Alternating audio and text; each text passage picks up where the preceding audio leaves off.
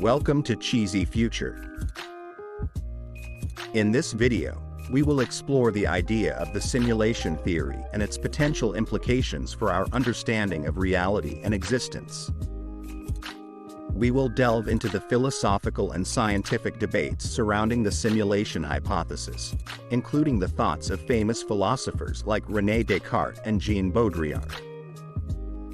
The advancements in technology, such as AI and virtual reality systems, have added fuel to the discussion about the possibility of our reality being a simulation. However, there is still no concrete evidence to support this hypothesis. The implications of simulation theory are far-reaching, as it raises questions about the purpose of the simulation, who is controlling it, and the role of AI in our lives. It also challenges our understanding of free will and the nature of consciousness. We encourage you to keep watching and join us on this thought-provoking journey as we explore the philosophical and technological implications of simulation theory. Are we living in a simulation? What does this say about our existence and the nature of reality? These are the questions we will be answering in the upcoming chapters. Chapter 1. What is a simulation? A simulation is an imitation of a real-life process or system. It allows us to observe and understand how things work in a virtual environment, without having to interfere with the real world. In simple terms, a simulation is a digital model of a physical system that enables us to study and analyze it. The concept of living in a simulation, which was popularized by the philosopher Nick Bostrom, suggests that our reality could be a virtual construct. This means that everything we experience, including our thoughts and actions, are determined by an artificial intelligence that runs the simulation. According to Bostrom, there is a possibility that we are living in a simulation and that our entire reality is a projection of code. However, this is still a highly debated topic, with some experts suggesting that it is highly unlikely for our reality to be a simulation. Nevertheless, the idea of living in a simulation raises some thought-provoking questions about the nature of our existence and the limits of our knowledge. Are we truly free, or are our actions predetermined by the artificial intelligence behind the simulation? What would happen if the simulation was turned off or if there was a glitch in the code? These questions raise important issues about the nature of reality and our place in the world.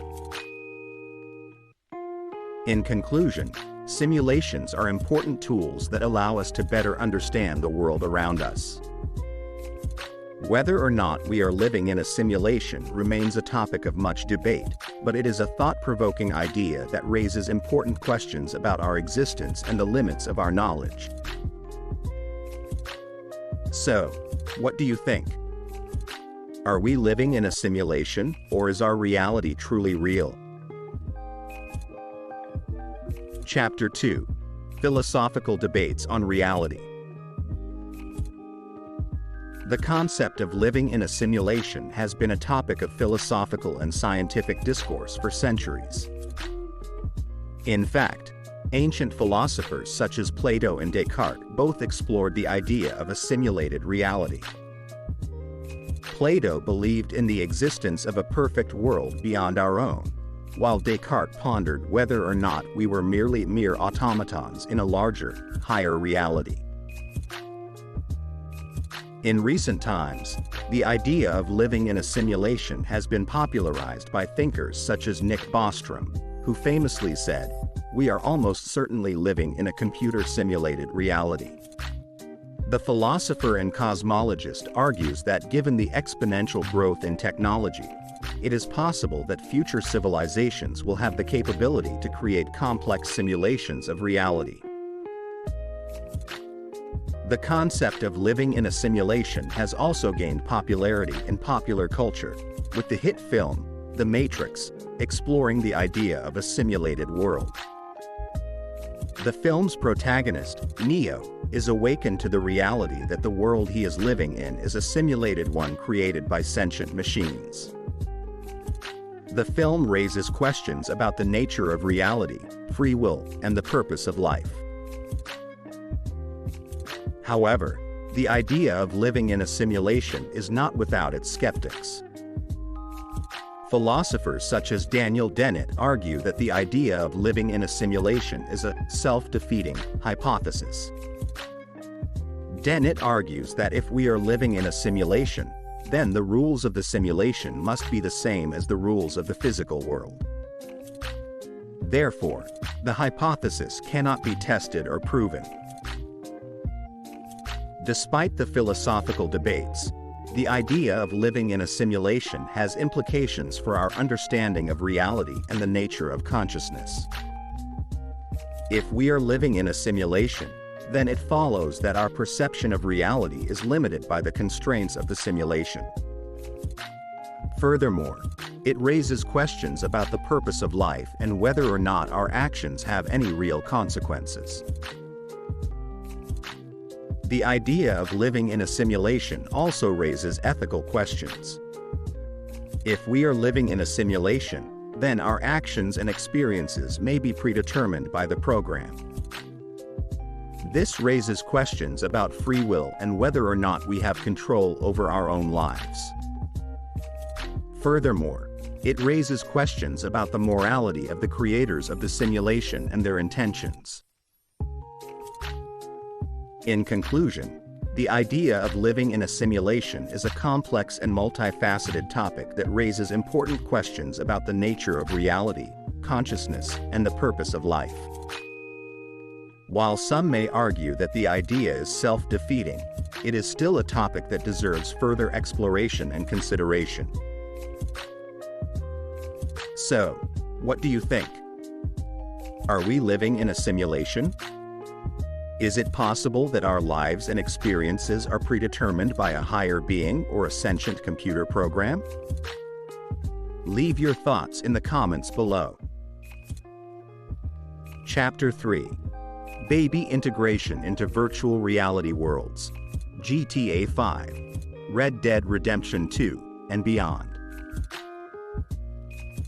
A simulation with our current technology could potentially be possible with a paraplegic baby who only has the senses of vision and hearing. By fitting the baby with the most advanced VR glasses and earphones, and inserting a neuro device such as Neuralink on their head, they could be immersed in a virtual world from birth. The neuro device would allow the baby to send commands to the game, effectively living their life within the game world. While this may seem like a fascinating concept, it raises some questions about the potential consequences of such an experiment. The baby, having lived their entire life in a virtual world, would have no concept of reality outside of the game. They would perceive their experiences within the game as real and have no reason to believe otherwise. It is possible that this baby may come to question the nature of their existence, especially if they encounter glitches or other anomalies within the game world. They may begin to wonder if there is something more beyond the game and question the reality of their experiences. However, without any physical experiences or interactions with the real world, the baby may never truly be able to understand the difference between their virtual reality and the real world. This raises the question of what their experiences in the game would truly mean and how they would shape their perception of the world. This scenario raises a larger philosophical question about the nature of reality itself. The concept of living in a simulation is not a new one, and it is often discussed in science fiction and philosophical circles.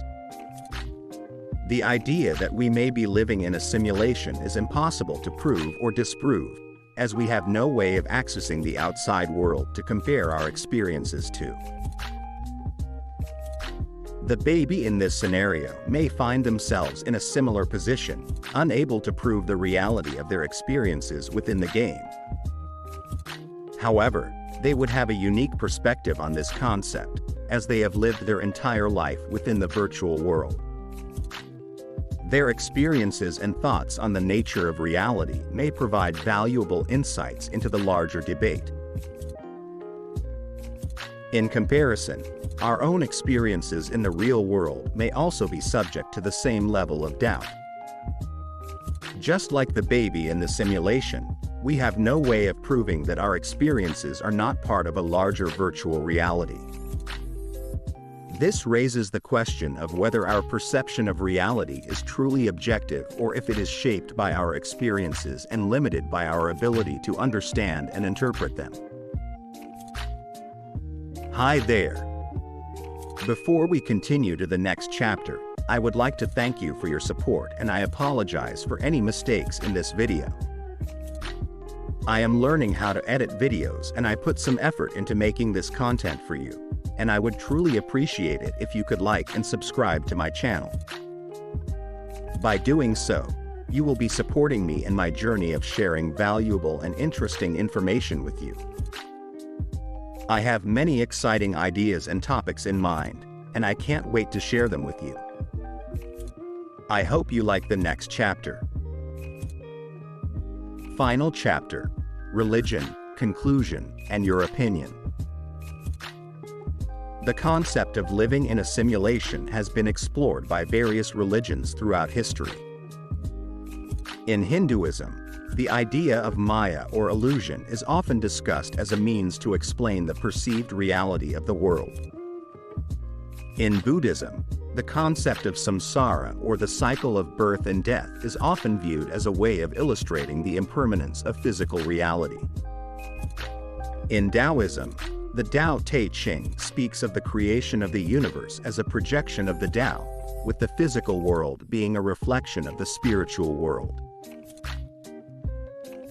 In Christianity, the Bible speaks of the world as a creation of God, with the physical world being a reflection of the spiritual world. However, there is no explicit mention of the world being a simulation. In Islam, the Quran speaks of the creation of the world as an act of Allah, with the physical world being a reflection of the spiritual world. Despite the lack of explicit mention in the most popular religions, many people have drawn connections between the concepts of creation, illusion, and simulation. Some argue that the idea of living in a simulation is not necessarily incompatible with religious beliefs, as long as it is understood that the simulation is still a creation of a higher power. So, what is your opinion on the idea of living in a simulation? Do you believe that our reality is a construct created by a higher power, or do you believe that our reality is a result of natural laws and chance? There is no right or wrong answer, and everyone is entitled to their own beliefs and opinions. In any case, I would like to thank you for watching this video and taking the time to explore the connection between religions and the idea of living in a simulation. If you found this video informative or thought-provoking, please like the video and share it with others. On the other hand, if you did not enjoy the content, please dislike the video and let me know how I can improve. I hope that this video has sparked some interesting discussions and thoughts about the nature of our reality. Until next time, stay curious and keep exploring. You are watching CheesyFuture.